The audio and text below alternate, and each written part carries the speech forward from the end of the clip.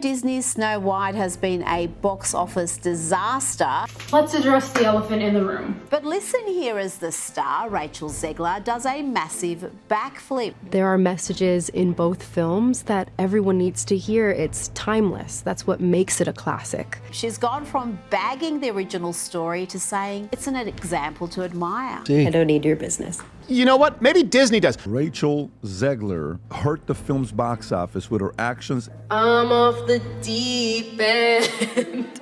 That's my party trick. I think you're a piece of crap. She has been sabotaging this film for years at this point. I think it's a very human thing to not always see the bright side. And she's in fact going to be a girl boss feminist who don't need no man. Weird. There is a message that's been carried on for almost 90 years now from the original animated classic. Let's check in with the star of the movie, Rachel Zegler, being totally normal here.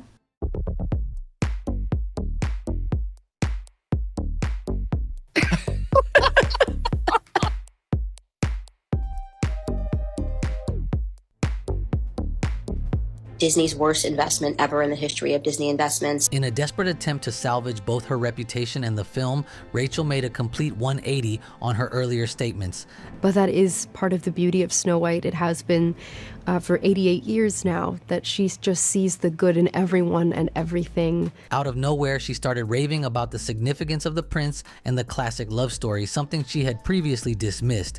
I had a song for Snow White and Jonathan, like for the love story. It was Cowboy Like Me. So I would love to tell the folks at home, I would love that. Insiders suggest Disney executives strongly encouraged her to publicly backtrack, hoping to quell the outrage and rebrand Snow White as a timeless romance once more. There's a lot of responsibility there, and so you have to take excellent care of the classic versions of these stories that people care so deeply about. But rather than sounding heartfelt, her sudden enthusiasm came off forced and insincere. But also just the values of Snow White, the kindness, her beauty, the way she treats wildlife and all of the people that she meets. It's a timeless concept. And I think that's why it continues to mean so much to people. Fans called it out as yet another scripted performance, and social media latched onto every awkward interview clip. Rachel's about-face did little to quiet the critics, who saw the abrupt shift as just another example of Disney's relentless PR machine in action. 160-something thousand reviews with a 1.6 stars. Absolutely embarrassing. Disney, their big blockbuster movie has plummeted, much like the Democratic approval ratings that reached, I think, an all-time low at, 27%? How exactly did Disney manage to ruin their beloved classics and tank their reputation simultaneously? 2 words, Rachel Zegler. Disney thought bringing in the woke generation would mean profits, applause, and endless pats on the back, but instead, they got controversy, cringe, and collapsing box office numbers. We have a really important presidential election coming up. Vote for Kamala Harris. You actually don't want to know what celebrities think politically. It turns out that when you prioritize ticking off progressive checkboxes over crafting a genuinely engaging story, you end up alienating the very fans who made you an icon in the first place. Rachel quickly became internet famous, but probably not in the way she planned. The cartoon was made 85 years ago, and therefore it's extremely dated when it comes to the ideas of women being in roles of power. Her interviews criticizing the iconic love story in Snow White as outdated and labeling the prince a stalker went viral faster than Disney execs could say damage control. You know, other movie companies are going to look at her and they're going to say box office poison. A lot of this is due to her behavior leading up to the film's release. Absolutely. She is just uniquely unlikable. Yes, Rachel, nothing says Disney magic like openly trashing the very character you're supposed to portray, who needs timeless romance when you've got snarky virtue signaling. Suddenly the narrative wasn't about celebrating a new Snow White, it was about turning a beloved fairy tale into another platform for moral preaching. Fans were outraged at what they saw as a lack of respect for Disney's treasured heritage, and they didn't hesitate to voice that displeasure on every corner of social media. Because you just can't close your mouth. You just can't be sane. I think this girl does not deserve a feature-length film. She deserves to be in a padded cell. You want to trash that legacy? That company that now Disney has screwed up the last 5 years trying to please a small percentage of minorities in America? Yeah, we're sick of it. So the more you do this, Disney, Iger, Rachel Rachel Zegler, whatever her name is. Yes, this is exactly the backlash you're gonna get from parents who have kids who are your customers. You're talking to kids, the parents pay for the tickets. If I'm Bob Iger, you know what we're doing? Emergency meeting, because you just screwed this thing up. Disney, never one to miss a misguided bandwagon, leapt headfirst into rewriting Snow White entirely. Gone was the traditional Prince Charming heroism, replaced by Rachel's dreams of political empowerment. After all, who doesn't go to Disney films hoping for a lecture on corporate feminism and woke ideology disguised as entertainment? 163,000 rating, 1.6 out of 10. You've got to reject men. They have to be painted as toxically masculine. You have to spit on true love. Like, that is not a value that is universal. By forsaking the very essence of the fairy tale, Disney managed to anger both die-hard Disney loyalists and casual viewers who simply wanted an uplifting story rather than a social commentary. It's a classic case of a major studio believing it's so invincible that it can ignore its core audience without consequence. God forbid a woman dream about true love. We're all just sitting around here, oh, maybe I could be president one day. I hate men, I just want to be president. Adding fuel to the dumpster fire, Rachel openly complained about being recognized at Disney parks. Imagine being cast as a Disney princess, paid millions, and then, horror of horrors, fans recognizing you at Disneyland. Have you ever been to that Snow White ride? I watched it once, and then I went on the ride in Disney World, which was called Snow White's Scary Adventures. Was terrified of it. Never revisited Snow White again. Disneyland? I get stopped for photos every time I'm online for the Snow White ride, and it is I have to pretend like, oh God, well, crazy that we're in front of this. Because every time they come up to me, I'm always online for this freaking ride, and they think it's like I'm standing there waiting for the photo op, being like, wait, how often are you in line for the Snow White ride? I'm a narcissist. Poor Rachel, if only she could cash in her Disney paycheck to soothe the trauma of her fame-induced suffering. Her remarks came across as whiny and ungrateful, and unsurprisingly, they spread like wildfire across social media. Fans questioned why anyone with such a dismissive attitude toward Disney's own audience would even want to play a beloved fairy tale character. You know, the original cartoon came out in 1937, and very evidently so. Disney fans are offended by Rachel Zegler's comments. Even Disney CEO Bob Iger admitted their diversity initiative was less about genuine inclusion and more about padding their pockets. Talk about what we want to make. And I felt that it was time for Marvel's storytelling to much better reflect the world we were doing business in. I'm a big believer in that, whether you call it diversity or inclusion.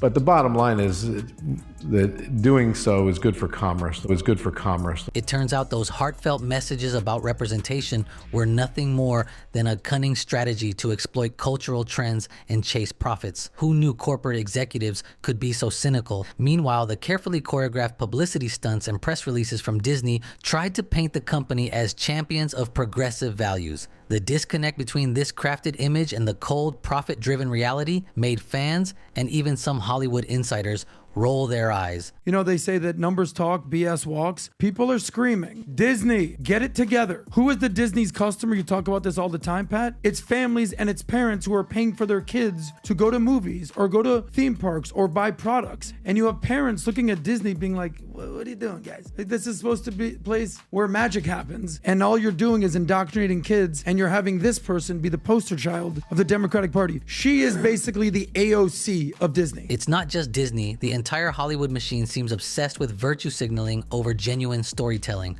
Actors now routinely use their platforms not to promote the films they're in, but to lecture audiences on politics, social justice, and trendy activism. Viewers, understandably, are growing tired of being treated like they need constant moral guidance from millionaires who often appear disconnected from everyday reality. Instead of leaving the theater or streaming platform feeling entertained or inspired, many feel preached to like they've just paid for a scolding instead of a good time. From awkward award show speeches to endless social media rants, Hollywood's heavy-handed wokeness is driving viewers away. Leaning into woke, hardcore. They're petrified of some kind of backlash. And dealing with the frustration of reteaching people a word that has been in the human vocabulary since the dawn of time.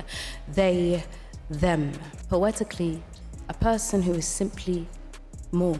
These are raging narcissists. They believe that they are more than the rest of us, us normal people with our boring singular pronouns. With shrinking box office receipts and struggling streaming platforms, the loudest voices in Hollywood might want to consider that people watch films for escapism and great storytelling, not an endless supply of sanctimonious lectures. If you want to look at why the Democratic Party has reached all-time lows, look no further than what Disney is doing with their woke, DEI, feminist agenda. Peter Dinklage complained about it, right? He whined on a podcast, and he's like the most famous, successful dwarf ever. Yeah. And he wouldn't be if he was not a dwarf, saying, it makes no sense to me. You're progressive in one way, but you're still making that backward story about 7 dwarfs living in a cave together. Have I done nothing to advance the cause from my soapbox? I guess I'm not loud enough. Fans, tired of being preached to, fired back with a vengeance. Social media exploded into memes, TikToks, and scathing reviews that collectively roasted Disney's painfully obvious attempts at woke pandering. It was like watching a 100-year-old brand suddenly lose all connection to its roots. Disney seemed genuinely stunned that alienating lifelong fans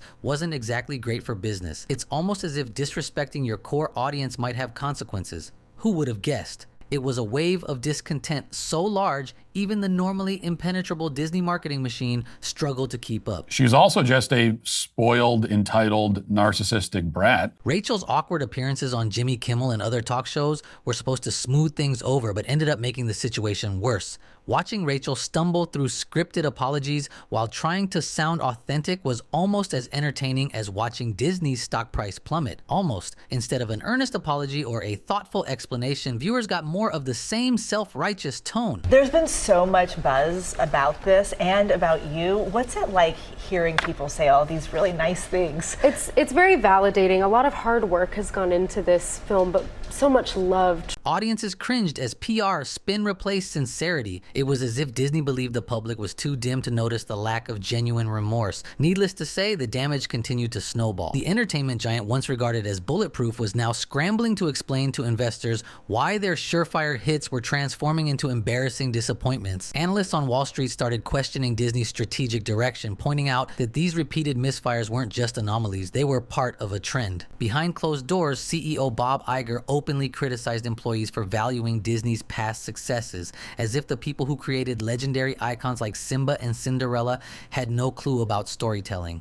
Clearly, Iger thought he knew better, pushing a vision so innovative. Now whispers suggest Disney might actually return to traditional storytelling. Imagine that. Could it be genuine remorse or just another desperate attempt to win back an alienated audience? Given Disney's recent track record, it might just be the latter. Another calculated trick dressed up as humble regret. After all, backpedaling one's sales tank is a time-honored corporate maneuver. Executives are privately, some might say frantically, brainstorming ways to recapture the classic magic. And here lies the irony. Disney trashed its own legacy and mocked fans for loving traditional stories, only to find out those traditions were exactly what made them successful in the first place. Rachel Zegler and Disney's woke crusade didn't just damage their reputations, they nearly destroyed a century-old empire. Maybe next time they'll think twice before insulting the very audience that built their magical kingdom. Or perhaps they'll keep doubling down until there's nothing left to save. In the end, only time will tell if Disney can pick up the shattered pieces of its heritage and remember why audiences fell in love with the brand in the first place.